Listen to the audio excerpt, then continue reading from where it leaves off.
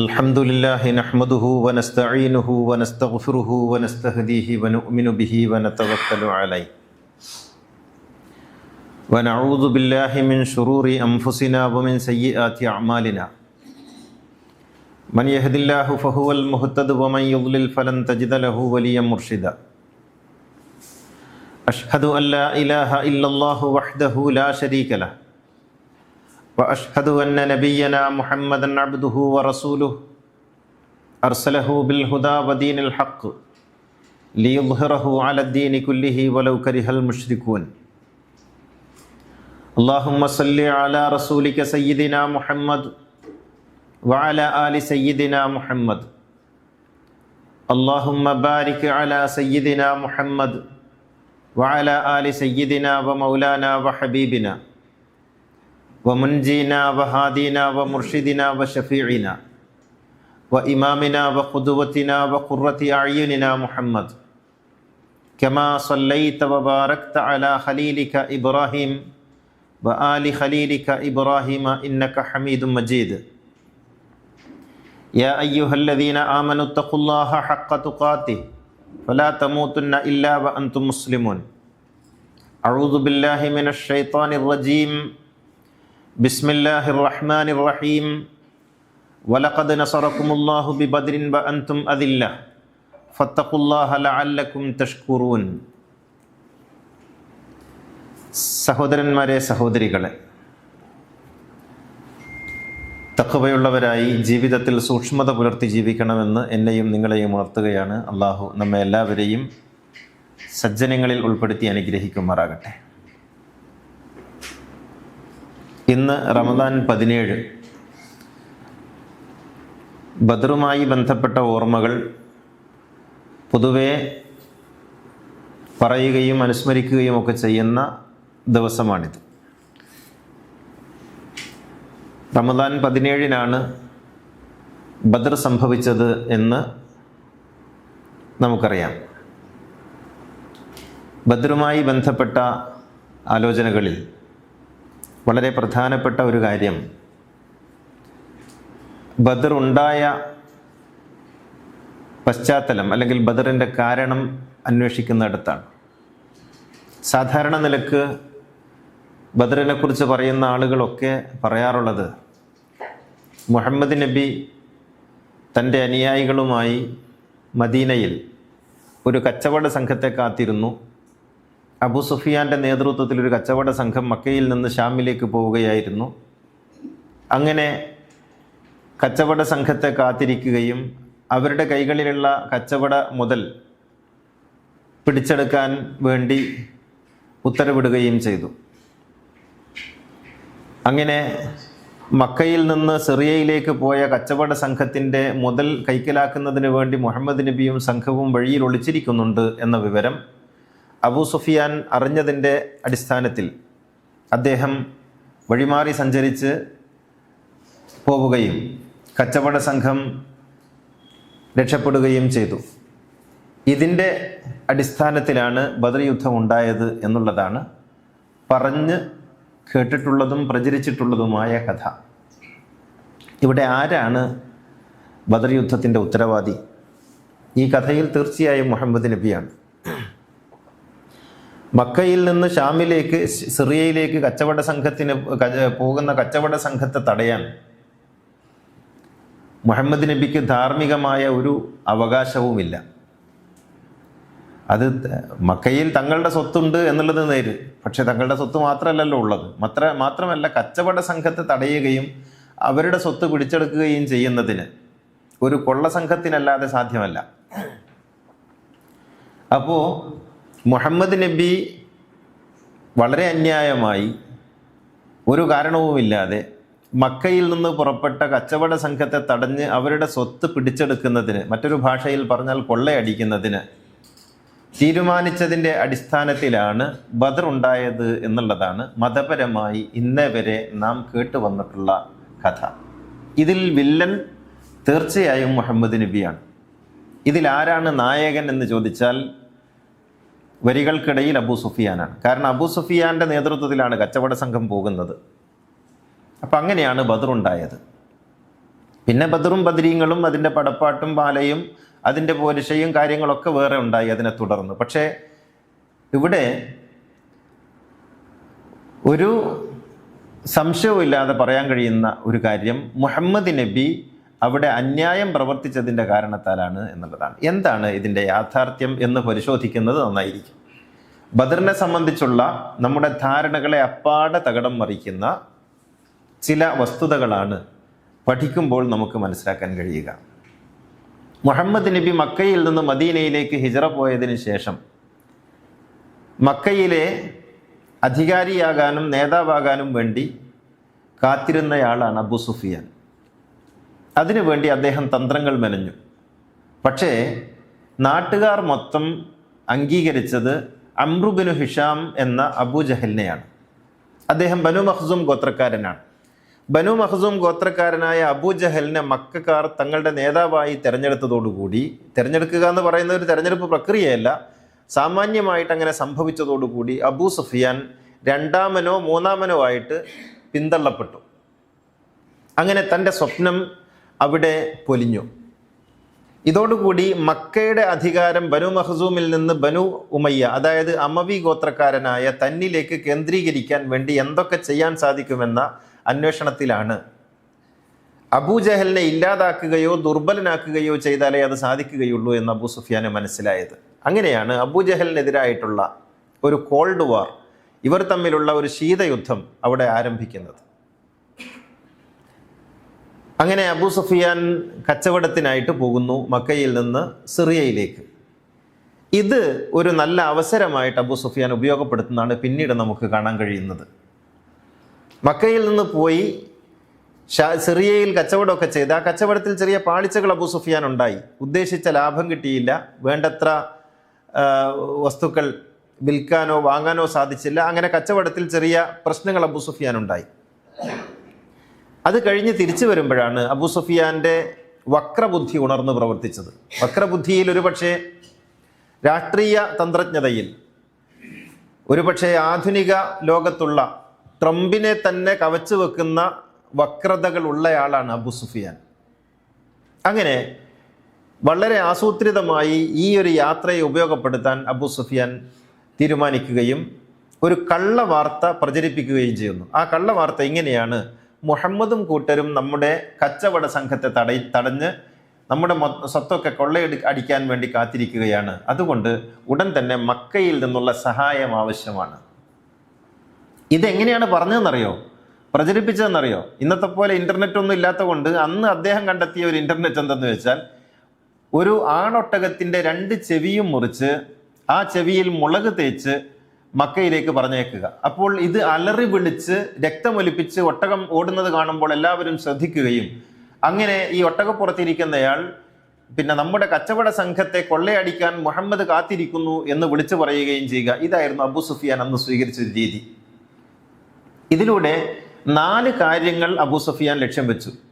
ഒന്ന്, വളരെ പെട്ടെന്ന് വൈകാരികമായി എടുത്തു ചാടുന്ന പ്രകൃതക്കാരനായ അബൂജഹലിനെ മുഹമ്മദിനെതിരായ യുദ്ധത്തിലേക്ക് തള്ളിവിടുക. താൻ നാട്ടിലില്ലാത്ത കൊണ്ട് യുദ്ധത്തിൽ തനിക്ക് പങ്കെടുക്കേണ്ടി വരില്ല, അങ്ങനെ യുദ്ധത്തിലേക്ക് തള്ളിവിടുക. 2, മുഹമ്മദ് നബിയോടും മുഹമ്മദ് നബിയുടെ അനുയായികളോടും സോഫ്റ്റ് കോർണറുള്ള ഒരുപാട് ഗോത്രങ്ങൾ മക്കയിലുണ്ട്, അവരുടെയൊക്കെ നിലപാട് മുഹമ്മദിനെതിരാക്കുക, എന്ന് വെച്ചാൽ പൊതുവികാരം പ്രവാചകനെതിരാക്കുക. 3, തനിക്ക് സംഭവിച്ച കച്ചവടത്തിൽ സംഭവിച്ച തകരാറുകളെ മറച്ചു വെക്കുക. 4, എളുപ്പത്തിൽ മക്കയുടെ നേതാവാവുക. ഈ 4 ലക്ഷ്യങ്ങളാണ് അബൂ സുഫിയാൻ ഇതിലൂടെ ഉദ്ദേശിച്ചത്. എന്ന് വെച്ചാൽ ഇൻഫർമേഷൻ വാർ എന്നൊക്കെ നമ്മൾ, വാർഫെയർ എന്നൊക്കെ നമ്മളിപ്പോൾ പറയാറുള്ള അതേ സംഭവമാണ് അവിടെ അബൂ സുഫിയാൻ പയറ്റുന്നത്. ഇപ്പോൾ പിന്നെ ഇറാഖ് ആക്രമിക്കുന്നതിന് അമേരിക്ക അന്ന് ജോർജ് ബുഷ് പറഞ്ഞത് അവിടെ പിന്നെ ആണവായുധമുണ്ട് എന്നായിരുന്നു. ഇപ്പോൾ ഇറാൻ ആക്രമിക്കാൻ വേണ്ടി ട്രംപും നെതന്യാഹുവും പറയുന്നത് അവിടെ ആയുധ കൂമ്പാരമുണ്ട്, ആണവ കേന്ദ്രമുണ്ട് എന്നൊക്കെയാണ്. ഇതൊരു ഇൻഫർമേഷൻ വാർഫെയർ ആണ്. എന്ന് വെച്ചാൽ ഒരു തെറ്റായ വാർത്ത പ്രചരിപ്പിക്കുകയും ആ വാർത്തയുടെ അടിസ്ഥാനത്തിൽ തെറ്റായ വാർത്തയാണെന്ന് അറിഞ്ഞുകൊണ്ട് തന്നെ പ്രചരിപ്പിക്കുകയും എന്നിട്ട് ആ വാർത്തയുടെ അടിസ്ഥാനത്തിൽ ഒരു സമൂഹത്തെ അറ്റാക്ക് ചെയ്യുകയും ചെയ്യുന്ന രീതിക്കാണ് ഇങ്ങനെ പറയുന്നത്. ഇതാണിപ്പോൾ നമ്മൾ നാട്ടിലൊക്കെ കണ്ടുവരുന്നത്. ഇതിന്റെ ഉപജ്ഞാതാവാണ് അബൂ സുഫിയാൻ. കച്ചവട സംഘത്തെ മുഹമ്മദ് നബി തടയാനോ അങ്ങനെ ഒരു ആലോചനയോ മുഹമ്മദ് നബിയുടെ ഭാഗത്തു നിന്നുണ്ടായിട്ടില്ല. മുഹമ്മദ് നബി പ്രവാചകനാണല്ലോ, ഒരു കൊള്ളക്കാരനല്ലല്ലോ, ഒരു കൊള്ള സംഘ തലവനല്ലല്ലോ. എന്നിട്ട് ഇതെങ്ങനെയാണ് നമ്മുടെ മെമ്പറുകളിൽ നിന്നും നമ്മുടെ മെഹ്റാബുകളിൽ നിന്നുമൊക്കെ ഇത് പ്രഭാഷണം നടത്തുന്നത് എന്നാണ് ഞാൻ അത്ഭുതപ്പെടുന്നത്. മുഹമ്മദ് നബി മക്കയിൽ നിന്ന്, എന്നിട്ട് അതിന് ന്യായം പറയാ, നമ്മുടെ അവിടുന്ന് അവരുടെ സ്വത്തൊക്കെ അവിടെ ഉണ്ടല്ലോ, ആ സ്വത്ത് അവിടെ ഉണ്ടെന്ന് കരുതി മക്കയിൽ നിന്ന് വരുന്ന കച്ചവട സംഘത്തെ തടയാൻ എന്ത് ധാർമ്മികമായ അവകാശമാണുള്ളത്? എന്നിട്ട് ഈ ഒരു വാർത്ത പടച്ചുവിടുന്നതിലൂടെ അബൂ സുഫിയാൻ തന്റെ ലക്ഷ്യങ്ങളൊക്കെ നേടിയെടുത്തു. ഇത് ഈ ഒട്ടകത്തെ ഇങ്ങനെ 2 ചെവികളും മുറിച്ച് മുളക് തേച്ച് മക്കയിലേക്ക് അയച്ചതോടുകൂടി മക്കാർ മുഴുവനും ഇളകി. എങ്കിൽ മുഹമ്മദിനെ വെറുതെ വിടാൻ പറ്റില്ലല്ലോ. ഇത് ഒരു സാമാന്യമായ ഒരു വികാരത്തിലേക്ക്, ഒരു പൊതുവികാരത്തിലേക്ക് ആ നാട് മുഴുവൻ വരികയാണ്. ഇങ്ങനെ എല്ലാവരും ഒരുമിച്ച് അബൂജഹലിനെ സമീപിക്കുകയാണ്. നമ്മൾ എന്താ ചെയ്യുക? നമ്മുടെ അവസാനത്തെ അത്താണിയും മുട്ടുകയാണ്. മദീനയിലൂടെ ആർക്കും വഴി നടക്കാൻ പറ്റൂല എന്നായാൽ, മുഹമ്മദ് എല്ലാവരെയും കൊള്ള ചെയ്യുന്നായാൽ എന്ത് സംഭവിക്കും? അപ്പൊ അബൂജഹൽ പറയുന്നു, അങ്ങനെയാണെങ്കിൽ നമുക്ക് ആ ഒരു ഭീഷണി ഇല്ലാതാക്കണം, നമുക്ക് പുറപ്പെടാം. അങ്ങനെയാണ് അബൂജഹലും സംഘവും മക്കയിൽ നിന്ന് മദീനയിലേക്ക് പുറപ്പെടുന്നത്. എന്ന് വെച്ചാൽ അബൂ സുഫിയാന്റെ ലക്ഷ്യം സാക്ഷാത്കരിക്കപ്പെടുകയാണ്, അദ്ദേഹത്തിന്റെ തന്ത്രം വിജയിക്കുകയാണ്. അങ്ങനെ അബൂജഹലും സംഘവും മക്കയിൽ നിന്ന് മദീനയിലേക്ക് പുറപ്പെടുന്നു. അബൂ സുഫിയാൻ തന്ത്രപൂർവ്വം മക്കയിലെത്തി സുഖമായി കഴിയുന്നു. യുദ്ധത്തിൽ പങ്കെടുക്കേണ്ടതുമില്ല. അബൂജഹലിനെ ഇല്ലാതാക്കുക എന്നുള്ളതാണ് രണ്ടാമത്തെ ലക്ഷ്യം. അത് ഉറപ്പായിട്ടും സംഭവിക്കുമെന്ന് അബൂ സുഫിയാൻ നന്നായിട്ട് അറിയാം. കാരണം മക്കക്കാരെ പോലെയല്ല മദീനയിലെ ഗോത്രവിഭാഗം. അവിടെ പ്രവാചകനെ എല്ലാ സപ്പോർട്ടും ചെയ്യുന്ന ആളുകളുണ്ട്. സ്വാഭാവികമായിട്ടും മദീനയിലേക്ക് അബൂജഹൽ പെട്ടെന്ന്, ഒരു വലിയ ഒരുക്കത്തോടു കൂടിയല്ലല്ലോ, ഇത് പെട്ടെന്നാണല്ലോ പോകുന്നത്. സ്വാഭാവികമായും അത് സംഭവിക്കുമെന്ന് അബൂ സുഫിയാൻ അറിയാം. അബൂജഹൽ പോകുന്നു. അവിടെ ഇയാൾ ഉദ്ദേശിച്ചതുപോലെ തന്നെ കാര്യങ്ങളൊക്കെ നടക്കുന്നു. അബൂജഹലും മഖ്സൂമി ഗോത്രത്തിലെ പല നേതാക്കളും അവിടെ വധിക്കപ്പെടുകയോ അല്ലെങ്കിൽ തടവിലാക്കപ്പെടുകയോ ചെയ്യുന്നു. ഇങ്ങനെ നമുക്ക് ബദറിന് ശേഷം കാണാം. ബദറിന് ശേഷം ഒരു പവർ വാക്വം, ഒരു നേതൃശൂന്യത ഉണ്ടാകുന്നുണ്ട് മക്കയിൽ. ആ നേതൃശൂന്യത ഉണ്ടായപ്പോൾ അബൂ സുഫിയാൻ അവിടെ കളിച്ച കളി എന്തെന്ന് വെച്ചാൽ, അബൂജഹലിനെ കുറിച്ച്, മരിച്ചുപോയ കൊല്ലപ്പെട്ട അബൂജഹലിനെ കുറിച്ച് അബൂ സുഫിയാൻ വളരെ മോശമായ നിലക്ക്, എന്ന് വെച്ചാൽ ക്ഷിപ്രകോപിയാണ്, അയാൾ പുറപ്പെട്ടു പോയതാണ്, ഞാൻ വരുന്നത് വരെ കാത്തിരുന്നുണ്ടായിരുന്നു. ഇതാണ് ചോദിക്കുന്നത്. ഞാൻ വരുന്നത് വരെ കാത്തിരുന്നുണ്ടായിരുന്നു, ഞാൻ വന്നതിന് ശേഷം ആലോചിച്ചിട്ട് പോയാൽ പോരായിരുന്നു.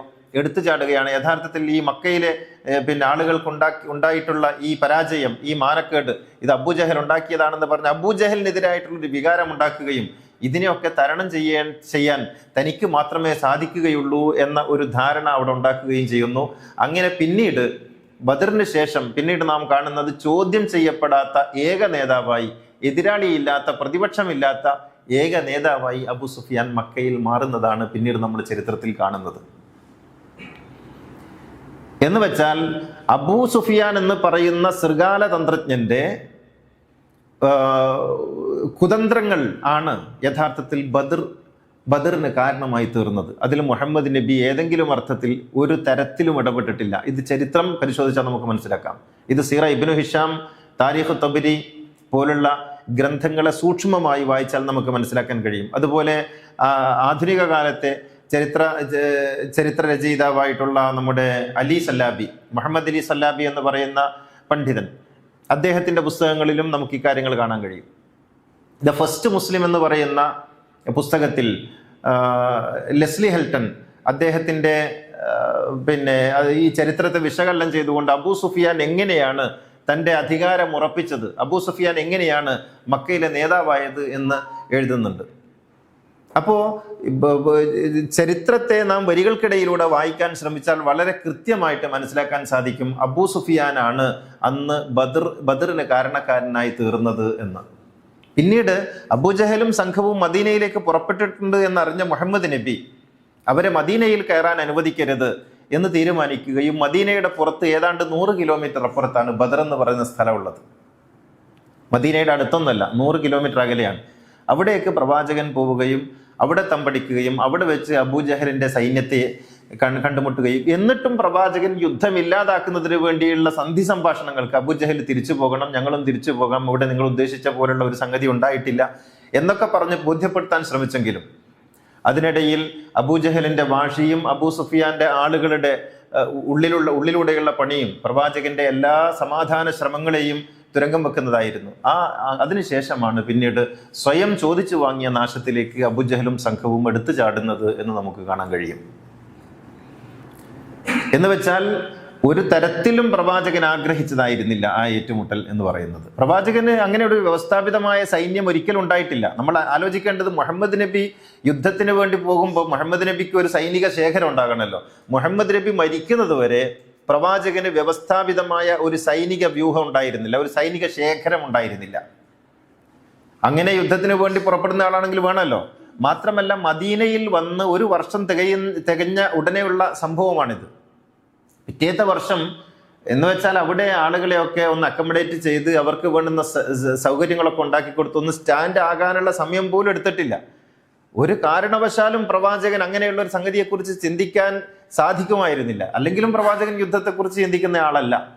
അങ്ങനെയുള്ളൊരു ഘട്ടത്തിലാണ് അബൂ സുഫിയാൻ തൻ്റെ തന്ത്രങ്ങൾ. അബൂ സുഫിയാൻ അവിടെ ഉദ്ദേശിച്ചതും അത് തന്നെയാണ്. മുഹമ്മദ് മദീനയിൽ ഒന്ന് സ്റ്റാൻഡ് ആയിട്ടില്ല, എത്തിയിട്ടേ ഉള്ളൂ. ഇവിടുന്ന് പോയ ആളുകളൊക്കെയും പരമദരിദ്രന്മാരായിട്ടാണ് അവിടെ കഴിയുന്നത്. അവർക്ക് വേണ്ടത്ര സൗകര്യങ്ങളൊന്നുമില്ല. ഈ സമയത്ത് അബൂജഹലിനെ തള്ളിവിട്ടാൽ അബൂജഹലിന്റെ ശല്യവും തീർക്കാം, മുഹമ്മദിന്റെ ശല്യവും തീർക്കാം എന്നുള്ളതായിരുന്നു അബൂ സുഫിയാൻ കണക്ക് കൂട്ടിയത്. പക്ഷേ അബൂജഹലിന്റെ ശല്യമേ തീർന്നുള്ളൂ. പ്രവാചകൻ അവിടെ പ്രബലനായി തന്നെ തുടർന്നു. അബൂ സുഫിയാൻ പക്ഷേ പിന്നീട് ബദർ എങ്ങനെയാണ് അബൂ സുഫിയാന്റെ അല്ലെങ്കിൽ അമവി ഗോത്രത്തിന്റെ ഒരു അധീശത്വത്തിലേക്ക് കാര്യങ്ങൾ കൊണ്ടെത്തിച്ചത് എന്ന് ആലോചിച്ചാൽ അത് നമുക്ക് മനസ്സിലാക്കാൻ കഴിയും. ബദറിന് ശേഷം പിന്നീട് വെച്ചടി കയറ്റമായിരുന്നു അബൂ സുഫിയാൻ.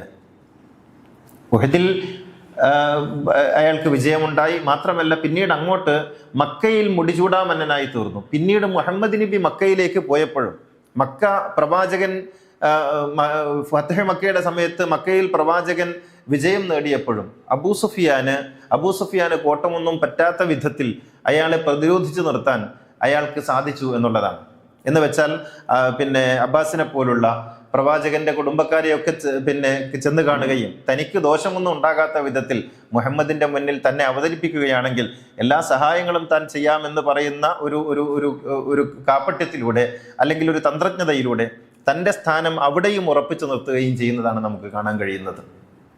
പിന്നീട് പ്രവാചകൻ മദീനയിലേക്ക് പോയതിന് ശേഷം, മക്ക ഫത്തഹിന് ശേഷം മദീനയിലേക്ക് പോയതിന് ശേഷം മക്കയിൽ പ്രവാചകന്റെ ഒരു പ്രതിനിധി എന്നുള്ള നിലക്കാണ് അബൂ സുഫിയാൻ പെരുമാറുന്നത്. അതിനുശേഷം മദീനയിലേക്ക് ഹജ്ജിന് ശേഷം പ്രവാചകന്റെ കൂടെ മദീനയിലേക്ക് പോവുകയും പ്രവാചകന്റെ മരണത്തിന് വരെ ഒരുപക്ഷെ കാരണക്കാരനായി തീരുകയും ചെയ്തു. അതിനുശേഷം പ്രവാചകന്റെ ശിഷ്യന്മാരെ തമ്മിൽ തെറ്റിക്കുകയും അടിപ്പിക്കുകയും അത് ശിഥിലമാക്കുകയും ഒക്കെ ചെയ്ത ചരിത്രം അബൂ സുഫിയാൻ്റെതാണ്. എന്ന് വെച്ചാൽ ബദറിൽ നിന്നാണ് അബൂ സുഫിയാൻ തുടങ്ങുന്നത് എന്നർത്ഥം. അതിനു മുമ്പേ തുടങ്ങിയിട്ടുണ്ട്. ബദർ ആയിരുന്നു അദ്ദേഹത്തിൻ്റെ ഒരു മൈൽ സ്റ്റോൺ എന്ന് പറയുന്ന ഒരു സംഗതി. അബൂജഹലിൻ്റെ മരണമായിരുന്നു അബൂ സുഫിയാന് മേലേക്ക് വരാൻ കാരണമായി തീർന്ന കാര്യം എന്നർത്ഥം. അപ്പോൾ ബദർ ഒരർത്ഥത്തിൽ അമവി ഗോത്രം ഒരുപാട് കാലമായി, പതിറ്റാണ്ടുകൾ അല്ലെങ്കിൽ നൂറ്റാണ്ടുകളായി പിന്തള്ളപ്പെട്ടുകൊണ്ടിരുന്ന, അല്ലെങ്കിൽ നൂറ്റാണ്ടുകളായി ഹാഷിമി സമൂഹത്തിൻ്റെ മര്യാദയുടെയും സാംസ്കാരികമായ ഔന്നത്യത്തിൻ്റെയും ഒക്കെ കാരണത്താൽ സമൂഹത്തിന് അനഭിമതരായി കടന്നിരുന്ന അമവി ഗോത്രത്തെ മക്കയുടെ മുഖ്യധാരയിലേക്ക് കൊണ്ടുവന്ന ഒരു അധികാര ശക്തിയായി നിലനിർത്തുന്നതിന് അബൂ സുഫിയാനെ സഹായിച്ചത് ബദറാണ് എന്ന് മറ്റൊരർത്ഥത്തിൽ പറയാൻ സാധിക്കും എന്നർത്ഥം. നാം ചരിത്രത്തെ ഇങ്ങനെ വായിക്കുമ്പോൾ നമുക്ക് വരികൾക്കിടയിലൂടെ ബോധ്യപ്പെടുന്ന കാര്യങ്ങളെക്കുറിച്ചാണ് ഞാൻ പറയുന്നത്. ഇന്ന് സാമ്രാജ്യത്വ ശക്തികൾ മറ്റ് രാഷ്ട്രങ്ങളിലേക്ക് കടന്നു കയറാനുള്ള തന്ത്രങ്ങൾ എന്തൊക്കെയാണോ ആവിഷ്കരിക്കുന്നത്, ആ തന്ത്രങ്ങളുടെയൊക്കെ പ്രാകൃതമായ ഒരു രൂപം അബൂ സുഫിയാനിൽ നമുക്ക് കാണാൻ കഴിയും. ഞാൻ അബൂ സുഫിയാനെ ഫോക്കസ് ചെയ്ത് പറയുകയല്ല, മറിച്ച് ബദർ യുദ്ധത്തിൻ്റെ കാരണം മുഹമ്മദ് നബിയാണ്. മുഹമ്മദ് നബി മക്കയിൽ നിന്ന് പോയ പാവപ്പെട്ട കച്ചവട സംഘത്തെ തടഞ്ഞു നിർത്തി എന്നിട്ട് ആക്രമിക്കാൻ വേണ്ടി ശ്രമിച്ചു എന്ന ഒരു കള്ളക്കഥ നമ്മുടെ മെഹ്റാബുകളിൽ നിന്നും മെമ്പറുകളിൽ നിന്നും വീണ്ടും ആവർത്തിച്ച് പറയുന്നത്, അതിൻ്റെ യാഥാർത്ഥ്യത്തെക്കുറിച്ച് പറയാനാണ് ഞാൻ ഇത്രയും പറഞ്ഞത്. നിങ്ങളൊന്ന് ആലോചിച്ച് നോക്കൂ, ആ ഒരു കഥ ഉണ്ടാക്കിയത്. ഇപ്പോൾ അബൂജഹലിനെ താഴ്ത്തിക്കെട്ടുക അല്ല, അബൂജഹലിനെ ഇല്ലാതാക്കുക എന്നുള്ളതിനോടൊപ്പം തന്നെ മുഹമ്മദ് നബിയെ താഴ്ത്തിക്കെട്ടുക എന്നതുകൂടി അവിടെ സംഭവിക്കുന്നുണ്ടല്ലോ. ലോകത്തിന് മാതൃകയായി ലോകത്തിനെ ധർമ്മത്തിലേക്കും നന്മയിലേക്കും നയിക്കാൻ വേണ്ടി നിയുക്തനായ ഒരു പ്രവാചകൻ തൻ്റെ അനുയായികളെ ഒരു കൊള്ളസംഘത്തെ പോലെ വഴിയിൽ നിർത്തുകയും അവർ വരുന്നതിന് വേണ്ടി കാത്തിരിക്കുകയും ചെയ്യാൻ വേണ്ടി നിർദ്ദേശിക്കുന്നു എന്ന് പറയുന്നത് യഥാർത്ഥത്തിൽ അവിടെ ലോകത്തിന് നൽകുന്ന സന്ദേശം എന്താണ്? ഇത് ബുഖാരി ഉൾപ്പെടെയുള്ള ചരിത്ര ഗ്രന്ഥങ്ങളിലൊക്കെ നമുക്ക് ഈ കഥ എഴുതി വെച്ചത് കാണാൻ പറ്റും. അപ്പോഴാണ് പ്രവാചകന്റെ വിമർശകർ, ഇന്നും പ്രവാചകന്റെ വിമർശകർ മുഹമ്മദ് നബി കൊള്ളക്കാരനാണ് എന്ന് പറയുന്നതിന് വേണ്ടി അവർ ഉപയോഗിക്കുന്ന കഥ ഇതാണ്, അബൂ സുഫിയാൻ ഉണ്ടാക്കിയ കഥയാണ്. ഈ കഥ ഇപ്പോഴും നമ്മൾ വളരെ ആദരവോടുകൂടി പറഞ്ഞുകൊണ്ടിരിക്കുന്നു എന്നുള്ളതാണ്. യഥാർത്ഥത്തിൽ കാര്യങ്ങൾ തിരിച്ചറിയാതെ പ്രവാചകനെക്കുറിച്ച് എഴുതി വെച്ച കഥകളൊക്കെ വായിച്ച് അതങ്ങനെ തന്നെ പറയുമ്പോൾ നാം ഇല്ലാതാക്കുന്നത് അല്ലെങ്കിൽ നാം നഷ്ടപ്പെടുത്തുന്നത് ലോകത്തിന് മുന്നിൽ അവതരിപ്പിക്കാൻ വേണ്ടി അള്ളാഹു അയച്ച പ്രവാചകന്റെ വ്യക്തിത്വത്തെയാണ് എന്ന് നാം ഓർക്കുന്നില്ല, അറിയുന്നില്ല എന്നുള്ളതാണ്. ഇനി ബദറിൽ പ്രവാചകൻ സ്വീകരിച്ച സമീപനത്തെ നാം രണ്ടാമതൊന്ന് പരിശോധിക്കേണ്ടതുണ്ട്. ബദർ യുദ്ധം കഴിഞ്ഞു, സ്വാഭാവികമായും കുറേ ആളുകൾ കൊല്ലപ്പെട്ടു, അപ്പുറത്തും ഇപ്പുറത്തൊക്കെ കൊല്ലപ്പെട്ടു. എന്നിട്ട് എഴുതി വെച്ച കഥ ഈ മയ്യത്തുകളെയൊക്കെ കൊണ്ടുപോയി പ്രവാചകൻ ഒരു കുഴിയിൽ മറമാടി എന്നുള്ളതാണ്. ഇതും വസ്തുതകൾക്ക് നിരക്കാത്തതാണ്, വസ്തുതയല്ല, അബദ്ധമാണ് പറയുന്നത്. പ്രവാചകൻ വളരെ ആദരപൂർവം മൃതശരീരങ്ങളോട് എങ്ങനെയാണോ ആദരവ് കാണിക്കേണ്ടത്, മുസ്ലിം അമുസ്ലിം ഭേദമില്ലാതെ എല്ലാവരെയും ഒരുപോലെ ആദരിക്കണമെന്ന് പഠിപ്പിച്ച പ്രവാചകൻ ആ അർത്ഥത്തിൽ ആദരവ് കൊടുത്തുകൊണ്ട് തന്നെയാണ് മറമാടുന്നത്. എന്ന് മാത്രമല്ല, ഓരോരുത്തരെയും മറമാടുമ്പോൾ ഇത് ഇന്ന ആളുകളുടെ ഖബറാണ് എന്ന് അടയാളപ്പെടുത്തിക്കൊണ്ടാണ് മറമാടുന്നത്. നമുക്ക് ചരിത്രത്തിൽ ഇത് കാണാൻ കഴിയും. പക്ഷേ നേരെ തിരിച്ചാണ് എഴുതി വച്ചിരിക്കുന്നത്. എന്നിട്ട് ബന്ദികളായി പിടിച്ച ആളുകളോട് പ്രവാചകൻ സ്വീകരിച്ച സമീപനം എന്താണ്? അവരെ കൂടുതലൊന്നും അവിടെ താമസിപ്പിച്ചില്ല. എന്നിട്ട് പറഞ്ഞു, നിങ്ങൾക്ക് എഴുത്തും വായനയും അറിയുന്നവരാണ്, നിങ്ങൾ സാക്ഷരരാണ്. മദീനയിലെ സാധാരണക്കാർ അക്ഷരാഭ്യാസമില്ലാത്തവരാണ്. അതുകൊണ്ട് മദീനയിലെ സാധാരണക്കാർക്ക്, മുസ്ലിങ്ങൾക്കല്ല കേട്ടോ, മദീനയിലെ സാധാരണക്കാരായിട്ടുള്ള ഗോത്ര ജനതയ്ക്ക്, അവരൊട്ടുമുക്കാലും മുസ്ലിങ്ങളല്ല, അവിടെയുള്ള ഗോത്ര ജനതയ്ക്ക് ഓരോരുത്തരും അക്ഷരാഭ്യാസം നൽകുകയും അവർക്ക് എഴുത്തും വായനയും പഠിപ്പിക്കുകയും എഴുത്തും വായനയും പഠിച്ചു കഴിഞ്ഞാൽ അത് സാക്ഷ്യപ്പെടുത്തി കഴിഞ്ഞാൽ നിങ്ങൾക്ക് പോവുകയും ചെയ്യാം എന്ന് പറഞ്ഞ് നിരുപാധികം വിട്ടയക്കുകയാണ് ചെയ്യുന്നത്. ഓർത്തു നോക്കണം, യുദ്ധത്തിൽ പിടിക്കപ്പെട്ട ആളുകളെ അടിമകളാക്കി വെക്കുന്ന ഐസിസിന്റെയും അൽഖായിദയുടെയും കാലത്ത് ഇങ്ങനെ അതാണ് വേണ്ടത് എന്ന് പറഞ്ഞ് പഠിപ്പിക്കുന്ന കിതാബുകൾ പഠിപ്പിക്കുന്ന കാലത്ത് പ്രവാചകന്റെ മാതൃക നമ്മൾ ഓർത്തു നോക്കണം. യുദ്ധത്തിൽ പിടിക്കപ്പെട്ട ആളുകളോട് പ്രവാചകൻ പറഞ്ഞത്, നിങ്ങൾക്ക് പോകാം, ഒറ്റ കണ്ടീഷനേ ഉള്ളൂ, നിങ്ങൾ സാക്ഷരരാണ്.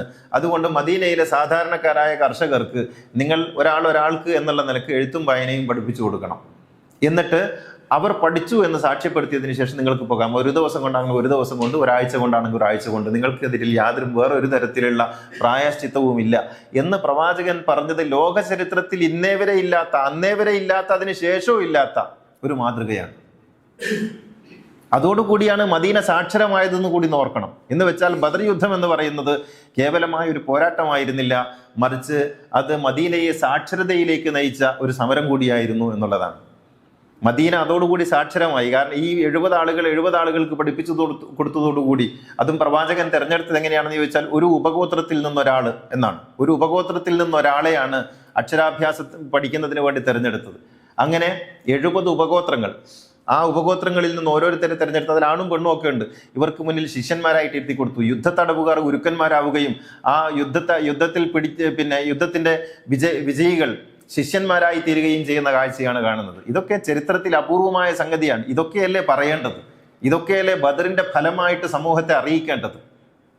അതോടുകൂടി മദീന സാക്ഷരമായി, അതോടുകൂടി ഒരു വൈജ്ഞാനികമായ വിപ്ലവം മദീനയിൽ സാധ്യമായി. എന്ന് വെച്ചാൽ എഴുത്തിന്റെ വായനയുടെ ഒരു സമരമുഖമാണ് ബദറിലൂടെ തുറന്നു കിട്ടിയത് എന്നർത്ഥം. ഇവർ മുഴുവനും പോകുമ്പോൾ അവിടെ എന്നിട്ട് അവരെ യാത്രയക്കുന്ന രംഗങ്ങളൊക്കെ ഉണ്ട്. അവിടെ എഴുതാൻ അറിയാതിരുന്ന, വായിക്കാൻ അറിയാതിരുന്ന, എന്നാൽ കവിതാവാസന, പൊതുവെ അറബികൾക്ക് അതുണ്ട്, കവിതാവാസന ഉള്ളിലുണ്ട്, എഴുതാനും വായിക്കാനും അറിയില്ല. അങ്ങനെയുള്ള ഒരു വൃദ്ധൻ അക്ഷരാഭ്യാസം ഇയാൾ കിട്ടിയതിന് ശേഷം ഈ പഠിപ്പിച്ചയാൾക്ക്, യുദ്ധത്തടവുകാരനായി തന്നെ പഠിപ്പിച്ച ഗുരുവിന് ആശംസകൾ നേർന്നുകൊണ്ട് കവിത എഴുതിയ സംഭവങ്ങളുണ്ട്. ആ കവിത ചൊല്ലിക്കൊണ്ടാണ് പറഞ്ഞയക്കുന്നത്. ഇതാണ് ബദറിന്റെ ബാക്കി ചരിത്രം എന്ന് പറയുന്നത്. ഇതാണ് ബദറിന്റെ അവശേഷിപ്പ് എന്ന് പറയുന്നത്.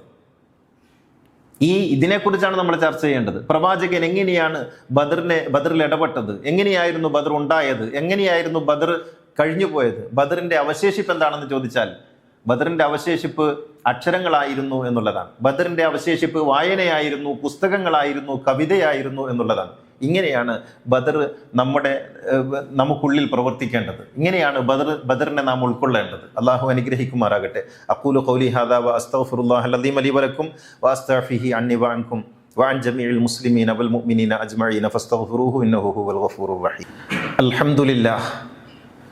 അൽഹംദുലില്ലാഹില്ലദീ ഹദാനാ ലിഹാദാ വമാ കുന്നാ ലിനഹ്തദിയ ലൗലാ അൻ ഹദാനല്ലാഹ്. അസ്സലാത്തു വസ്സലാമു അലാ സയ്യിദിനാ മുഹമ്മദിൻ സയ്യിദിൽ കൗനൈൻ മഹ്ബൂബി റബ്ബിൽ മശ്രിഖൈനി വൽ മഗ്രിബൈൻ ഖാതമിൽ അംബിയാഇ സയ്യിദിൽ മുർസലീൻ മുറാദിൽ മുസ്താഖീൻ മഹ്ബൂബിൽ ആശിഖീൻ ജദ്ദിൽ ഹസനി വൽ ഹുസൈൻ സാഹിബിൽ ഹറമൈനി വബിനി സബീഹൈൻ സയ്യിദിനാ മുഹമ്മദ് ഇബ്നി അബ്ദുല്ലാഹി ഇബ്നി അബ്ദുൽ മുത്തലിബ് സല്ലല്ലാഹു അലൈഹി വഅലാ ആലിഹി വസഹ്ബിഹി الذين جاهدوا بأموالهم في سبيل الله وباعوا نفوسهم لدين الهدى رضي الله عنهم ورضوا عنه ذلك لمن خشي ربه إن الله وملائكته يصلون على النبي يا أيها الذين آمنوا صلوا عليه وسلموا تسليما. സഹോദരികളെ, തഖ്വയുള്ളവരായിരിക്കാൻ എന്ന് ഒന്നുകൂടി ഉണർത്തുകയാണ്. ബദറിനെ കുറിച്ച് പറയുന്ന ഈ സന്ദർഭത്തിൽ നമുക്ക് പറയാതിരിക്കാൻ നിർവാഹമില്ലാത്ത ഒരു മരണമാണ് ഇറാൻ നേതാവായിട്ടുള്ള അലി ഖാംനഈയുടേത്. സയ്യിദ് അലി ഹുസൈനി ഖാംനഈ എന്ന് പറയുന്ന നേതാവ് ഇറാൻ്റെ നേതാവാണ്. അദ്ദേഹം ഉൾക്കൊള്ളുന്ന ഷീഈ വിശ്വാസധാരയുടെ ഒരു വലിയ വിഭാഗത്തിൻ്റെ നേതാവാണ്. അതുകൊണ്ട് തന്നെ അദ്ദേഹം ഇറാൻ ജനതയുടെ പ്രിയപ്പെട്ട നായകനാണ്.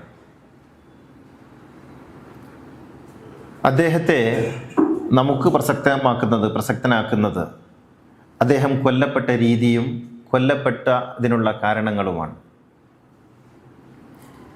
അദ്ദേഹത്തിൻ്റെ വിശ്വാസ ദർശനങ്ങളോടോ അദ്ദേഹത്തിൻ്റെ കാഴ്ചപ്പാടുകളോടുള്ള യോജിപ്പും വിയോജിപ്പും ഒക്കെ മാറ്റി നിർത്തിയാൽ നീതിയുടെ ഭാഗമായി ചില ആലോചനകൾ ഉണ്ടാകുമ്പോൾ അദ്ദേഹത്തിൻ്റെ മരണം നീതിക്ക് വേണ്ടിയുള്ള ഒരു മരണമായിട്ടാണ് നമുക്ക് കാണാൻ കഴിയുന്നത്. ഒരു കാരണവുമില്ലാതെ അമേരിക്കയും ഇസ്രയേലും ഒരു രാജ്യത്തെ ആക്രമിക്കുകയാണ്. വെനിസ്വേലയിലെ ഭരണാധികാരിയെ പെട്ടെന്നൊരു രായ്ക്കിരാമാനം കയറി പിടിച്ചുകൊണ്ടുപോയിട്ട് ബന്ദിയാക്കി വെച്ചിട്ട് ആരും ചോദിക്കാനില്ലാത്ത ജനാധിപത്യത്തിൻ്റെ അപ്പോസ്തലന്മാരുടെ ഒരു ലോകക്രമത്തിൽ ഇറാനിലേക്ക് ഇസ്രയേലും അമേരിക്കയും കടന്നു കയറുമ്പോൾ ചോദിക്കാൻ ആളുണ്ടാവുകയില്ല എന്നുള്ളത് നേരാണ്. യുണൈറ്റഡ് നേഷൻസ് എന്ന് പറയുന്ന ഐക്യരാഷ്ട്രസഭ ഉൾപ്പെടെ അമേരിക്കയും ഇസ്രയേലും ഒക്കെ പറയുന്നിടത്ത് ഒപ്പുവെച്ച് അവർക്ക് അനുകൂലമായി മാത്രം സംസാരിക്കുകയും ചിന്തിക്കുകയും വെറുതെ നാട്ടുകാരെ പറ്റിക്കാൻ വേണ്ടി എന്തെങ്കിലും ഒന്ന് രണ്ട് വർത്തമാനങ്ങൾ പറയുകയും ചെയ്യുന്ന ഒരു ലോകക്രമത്തിൽ ഇതൊക്കെ തന്നെയാണ് സംഭവിക്കുക എന്ന് നിരാശയോടെ നമ്മൾ ഓർക്കുമ്പോഴും അലി ഖാംനയുടെ മരണം യഥാർത്ഥത്തിൽ നീതിക്ക് വേണ്ടിയുള്ള പോരാട്ടമാണെന്നും അത് നീതിയോടൊപ്പം നിൽക്കുന്ന ആളുകളെ ഉത്തേജിപ്പിക്കുന്ന ഒരു കാര്യമാണെന്നും പറയാതിരിക്കാൻ നിർവാഹമില്ല. അദ്ദേഹത്തിൻ്റെ മരണം ഒരു മതമരണമല്ല. അതുകൊണ്ട് തന്നെ അദ്ദേഹം ഷീയാണോ സുന്നിയാണോ എന്നത് നമ്മളെ സംബന്ധിച്ചിടത്തോളം വിഷയമേ അല്ല. കാരണം അതൊരു മതമരണമല്ല. അത് ഒരു ഇരകളുടെ പ്രതിനിധിയായിട്ട് ഉള്ള ഒരു വൃദ്ധൻ്റെ മരണമാണ്, ഒരു കൊലപാതകമാണത്. 86 വയസ്സുള്ള ഒരു മനുഷ്യൻ, അദ്ദേഹം കൊല്ലപ്പെട്ടത് എന്തിന് എന്ന് ചോദിക്കുന്നിടത്താണ് നമുക്ക് ചില ഉത്തരങ്ങൾ ലഭിക്കുക. അദ്ദേഹം കൊല്ലപ്പെട്ടത് അദ്ദേഹം ഒരു മതത്തിൻ്റെ ആളായതുകൊണ്ടല്ല, അദ്ദേഹം കൊല്ലപ്പെട്ടത് അദ്ദേഹം ഷിയ ആയതുകൊണ്ടല്ല, അദ്ദേഹം കൊല്ലപ്പെട്ടത് നീതിക്ക് വേണ്ടി അദ്ദേഹം നിലകൊണ്ടു എന്നുള്ളത് കൊണ്ടാണ്. ഗസയ്ക്ക് വേണ്ടി നിലകൊണ്ടു, ഫലസ്തീനികൾക്ക് വേണ്ടി നിലകൊണ്ടു, സാമ്രാജ്യത്വത്തിനെതിരെ നിലകൊണ്ടു, ഇസ്രയേലിനെതിരെ നിലകൊണ്ടു എന്നുള്ളത് കൊണ്ടാണ്. അതുകൊണ്ടാണ് അദ്ദേഹം കൊല്ലപ്പെട്ടത്. മുസ്ലിമായത് കൊണ്ട് കൊല്ലപ്പെടുകയാണെങ്കിൽ സൗദി ഭരണാധികാരിയും കൊല്ലപ്പെടേണ്ടതായിരുന്നല്ലോ, UAE ഭരണാധികാരിയും കൊല്ലപ്പെടേണ്ടതായിരുന്നല്ലോ, അവർക്കൊന്നൊരു കുഴപ്പമില്ലല്ലോ. അപ്പോൾ മതമരണമല്ല, അദ്ദേഹം നീതിക്ക് വേണ്ടിയുള്ള മരണമാണ് വരിച്ചത്. ഇത് നാം ഓർക്കേണ്ടുന്ന ഒരു സംഗതിയാണ്. ഇപ്പോൾ നമ്മുടെ നാട്ടിലൊക്കെ അദ്ദേഹത്തിൻ്റെ ഷഹാദത്ത് എന്ന് പറയരുത്, രക്തസാക്ഷിത്വം എന്ന് പറയരുത്, അദ്ദേഹം ഷിയയാണ് എന്ന് പറയുന്നുണ്ട്.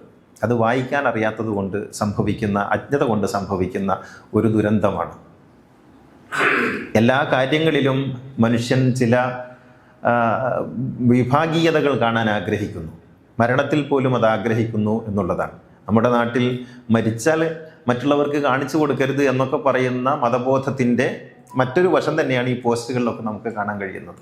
തീർച്ചയായും ഞാൻ വിചാരിക്കുന്നു അലി ഖാംനയുടെ മരണം അത് ഹുസൈൻ്റെ മരണം പോലെ ഉള്ള ഒരാവർത്തനമാണ്. കർബലയിൽ ഹുസൈൻ എങ്ങനെയാണോ മരിച്ചത്, യസീദ് എന്ന് പറയുന്ന അക്രമിയായൊരു ഭരണാധികാരിക്കെതിരെ എങ്ങനെയായിരുന്നു ഹുസൈൻ തൻ്റെ രക്തസാക്ഷിത്വത്തെ അടയാളപ്പെടുത്തിയത്, അതുപോലെയാണ് യാങ്കി സയണിസ്റ്റ് ഭരണകൂടങ്ങൾക്കെതിരെയുള്ള തൻ്റെ നിലപാടിലൂടെ അലി ഖാംനയി രക്തസാക്ഷിത്വം അടയാളപ്പെടുത്തി മുന്നോട്ട് പോയിട്ടുള്ളത്. കർബല അവസാനിക്കുന്നില്ല, അത് തുടരുകയാണ് എന്നർത്ഥം. ഇതിലൂടെ സംഭവിക്കുന്നത് ഒരു വൈകാരികമായ പ്രതികരണമല്ല, മറിച്ച് ലോകത്ത് നന്മയും സമാധാനവും ശാന്തിയും നീതിയും ആഗ്രഹിക്കുന്ന എല്ലാവർക്കുമുള്ള ഉത്തേജനമാണ് ആ വൃദ്ധനായ മനുഷ്യൻ്റെ രക്തസാക്ഷിത്വം കൊണ്ടുണ്ടായിത്തീരുന്നത്. നമുക്കിനിയും പ്രതീക്ഷകളുണ്ട് എന്നുള്ളതാണ്. ഇനിയും പ്രതീക്ഷകളുണ്ട് ലോകത്ത്. അക്രമികൾ തീർച്ചയായും മുന്നോട്ട് പോവുകയില്ല. താൽക്കാലികമായ വിജയങ്ങളൊക്കെ അവർക്കുണ്ടെങ്കിൽ പോലും അന്തിമമായ വിജയം നീതിക്കും സത്യത്തിനും തന്നെ ആയിരിക്കും എന്നാണ്. ഇതൊരു രാജ്യത്തിൻ്റെ പ്രശ്നമല്ല, ഇതൊരു ഇറാൻ്റെ പ്രശ്നമാണെന്ന് ഞാൻ വിചാരിക്കുന്നില്ല. ഇത് മനുഷ്യരാശിയുടെ പ്രശ്നമാണ്. ഇത് ഏതെങ്കിലും ഒരു വിഭാഗത്തിൻ്റെ പ്രശ്നമല്ല, ഇത് വേദന അനുഭവിക്കുന്ന സകല മനുഷ്യരുടെയും പ്രശ്നമാണ്. മാത്രവുമല്ല, ഈ യുദ്ധത്തെ നോക്കിക്കാണാൻ ഞാൻ ആഗ്രഹിക്കുന്നത് ലോകത്തിൻ്റെ രാഷ്ട്രീയ അച്ചുതണ്ട് മാറുന്ന ഒരു യുദ്ധം എന്നുള്ള നിലക്കാണ്.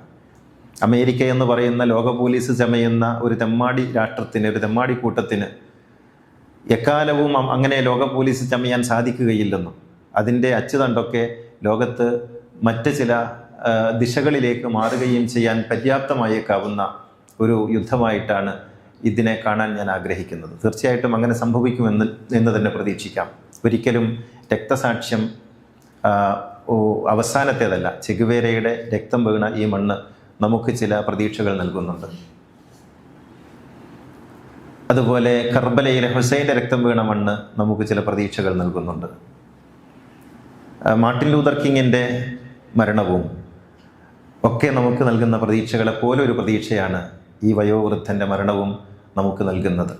അള്ളാഹു അദ്ദേഹത്തെ രക്തസാക്ഷികളോടൊപ്പം ജന്നാത്തുൽ ഫിർദൗസിൽ ഒരുമിച്ച് കൂട്ടുമാറാകട്ടെ. اللهم اغفر للمؤمنين والمؤمنات والمسلمين والمسلمات الأحياء منهم والأموات إنك مجيب الدعوات وقاضي الحاجات طيب ثراهم واجعل الجنة مأواهم ربنا آتنا في الدنيا حسنة وفي الآخرة حسنة وقنا عذاب النار ربنا تقبل منا إنك أنت السميع العليم وتب علينا إنك أنت التواب الرحيم وآخر الدعاء الحمد لله.